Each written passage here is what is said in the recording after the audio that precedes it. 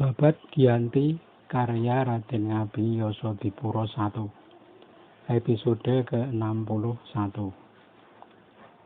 Pangeran Buminoto alias Sultan Dandun dijemput ke Surakarta. Di Surakarta sudah terjadi kesepakatan menjemput Pangeran Buminoto. Oprup Totlemonde yang ditunjuk dengan didampingi Tumenggung Anggawangsa dan Tumenggung Cokrojoyo, dua bupati dari Tanah Sewu dan Ombak Anyar, beserta Kliwon dan mantrinya. Adapun perwira kompeni Islam yang ikut sejumlah 3 kapitan. Kapitan Tolong, Kapitan Duljalil, dan Kapitan Salijah. Masing-masing kapitan membawa 100 serdadu kompeni Islam. Jadi ada 300 jumlahnya. Adapun Totlemonde membawa 100 dragonder dan 60 serdadu darat. Total pasukan yang berangkat ada 2.000 prajurit bersenjata, terdiri dari kompeni, Jawa, dan orang seberang. Berangkat pukul 3 pagi dari negeri Surakarta, menjelang fajar pasukan Oprup sampai di utara Kedung Gudel, geger desa yang dilewati karena tidak ada kabar berita tiba-tiba kedatangan pasukan. Perjalanan pasukan Oprup berhenti di Muter. Dua bupati meneruskan perjalanan dengan membawa Kliwon dan mantri mereka mengikuti utusan ke tempat Pangeran Buminoto berada, yakni di Wiroko. Sesampai di Wiroko, utusan melapor kepada Pangeran Buminoto bahwa utusan sang raja telah sampai di Muter dipimpin Oprup Totlemonde. Oprup membawa 100 dragonder dan 60 serdadu darat serta 300 kompeni Islam. Total ada 2.000 prajurit dengan 500 prajurit berkuda yang akan mengawal Pangeran Buminoto pulang ke Surakarta. Pangeran Buminoto setelah mendengar penuturan dua bupati merasa tenang hatinya. Segera berangkat dari Wiroko beserta anak, istri, dan kerabat. Ada 150 orang, terdiri dari 50 pria dan 100 wanita. Malam hari dari Wiroko pukul 3 sampai di Muter. Sudah bertemu dengan Oprup yang menunggu di Muter. Keduanya saling berangkulan. Setelah hari terang, Oprup kembali menatap barisan untuk pulang ke Surakarta. Sementara itu di pihak lawan, Tumenggung Wironoto mendengar bahwa kompeni menjemput Pangeran Buminoto. Sekarang mereka berhenti di Muter. Pangeran Buminoto sudah dibawa. Tumenggung Wironoto mendahului berangkat beserta pasukannya dengan bergegas. Ada 300 prajurit berkuda yang dia bawa. Sampai di Muter, Wironoto lalu segera mengepung musuh dengan pasukan seadanya. Sementara di belakang masih terus berdatangan prajurit yang menyusul. Tumenggung Kartodirjo dan segenap mantri depan juga telah sampai di Muter. Muter sudah dikepung rapat pasukan berkuda, berjajar-jajar seperti wayang. Masih kalah jumlah senjata, perbandingannya 1-2 dengan pasukan yang dikepung. Tetapi tambahan pasukan terus mengalir. Utusan sudah dikirim meminta tambahan pasukan kepada Pangeran Mangkunagara yang saat itu berada di Kedung Waringin. Pangeran baru saja berpindah markas dari Gemantar ke tempat yang lebih baik. Kedung Waringin tempatnya dikelilingi jurang sehingga aman dari sergapan musuh. 4 mantri datang ke markas yang baru tersebut mengabarkan bahwa pasukan kompeni dipimpin Oprup Totlemonde menjemput Pangeran Buminoto. Sekarang sudah berada di Muter dan dikepung prajurit Kamangkunagaran. Para abdi menunggu perintah selanjutnya.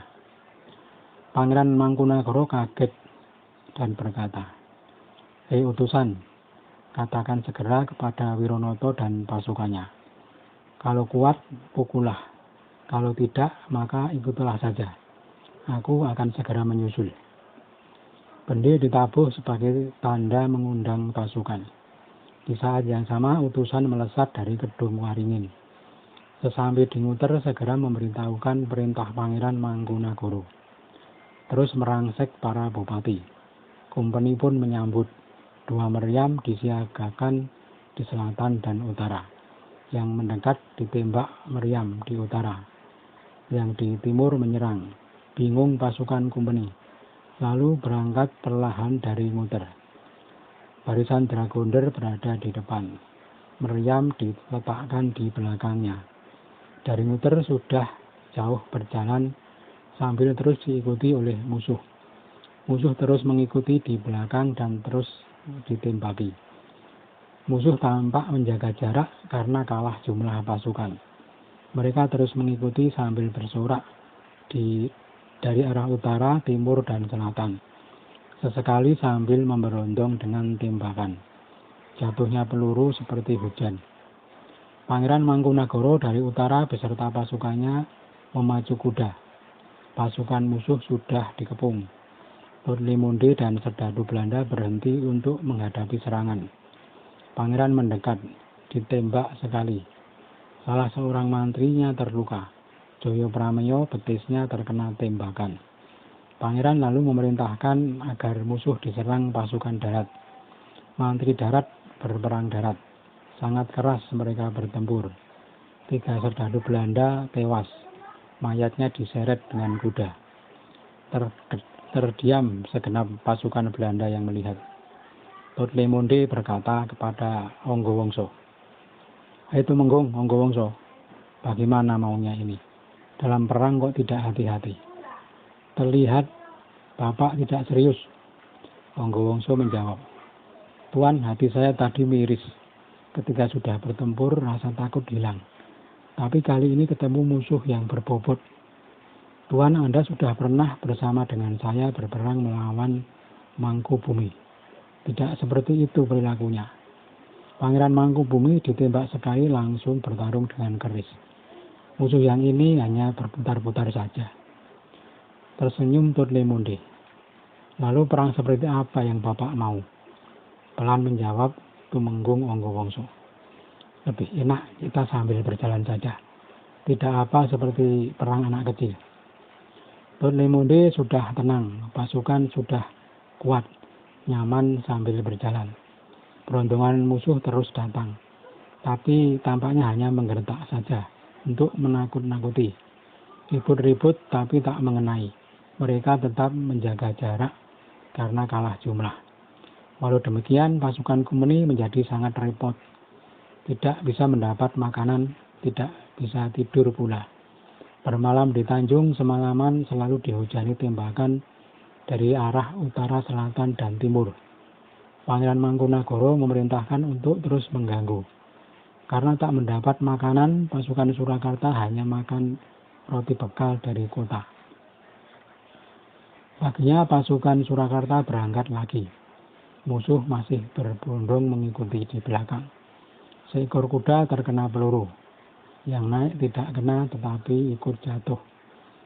Tumenggung Kudonowarsa lalu berkata, "Apa gunanya serangan ini? Orang sudah mau pergi masih diserang." Ayah Paduka Pangeran Adipati Sukowati memerintahkan untuk mengusir Sultan Dandun Martengsari. Sekarang tak usah diusir pun dia pergi sendiri. Sebaiknya tidak usah diganggu lagi. Pangeran Mangkunagara berhenti.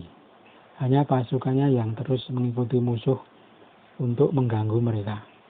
Pasukan penjemput Sultan Dandun berjalan dengan leluasa. Sesampai di Tangkisan ada pasukan Company lagi yang datang menjemput, yakni dari Paserenan di bawah pimpinan Adipati Pringgoloyo, sejumlah 60 serdadu Company darat. Bersama Pangeran Aryo Mataram mereka bermaksud menjemput di selatan Baki. Sudah terlihat pasukan penjemput dari kota. Juga terlihat musuh yang masih terus mengikuti.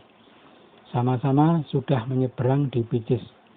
Tak lama kemudian pasukan penjemput dari kota sampai di Baki dan bertemu dengan pasukan Obruk. Obruk menjabat tangan Adipati Pringgoloyo. Pringgoloyo dan Aryo Mataram menyembah Pangeran Buminoto sambil menangis.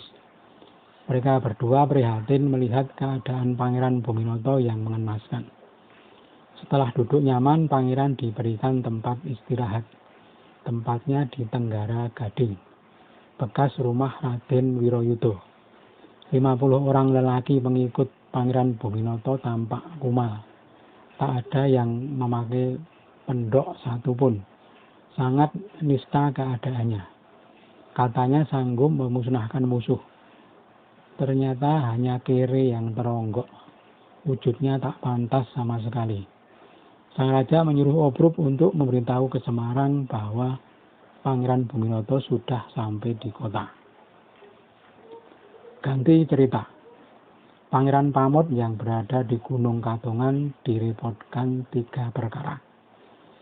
Pertama, sang paman Pangeran Adipati Sukawati sudah memberi tanah dan bandar. Tetapi oleh Pangeran Mangkunagara, bandar belum diberikan.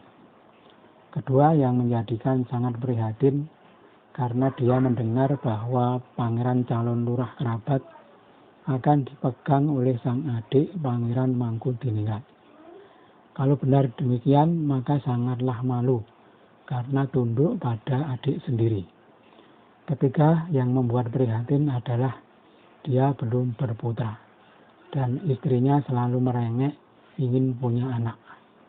3 hal ruwet itu membuatnya nekat menenggak racun warangan sebesar biji kemiri dicampur air perasan jeruk pecel 5 buah. Antara waktu tak lama Pangeran Pamot jatuh sempoyongan dan berguling-guling, lalu terus-menerus muntah darah. Dari telinga, hidung, dan mata juga keluar darah. Pangeran mengerang menahan sakit. Perut terasa sebah, sangat memprihatinkan keadaannya.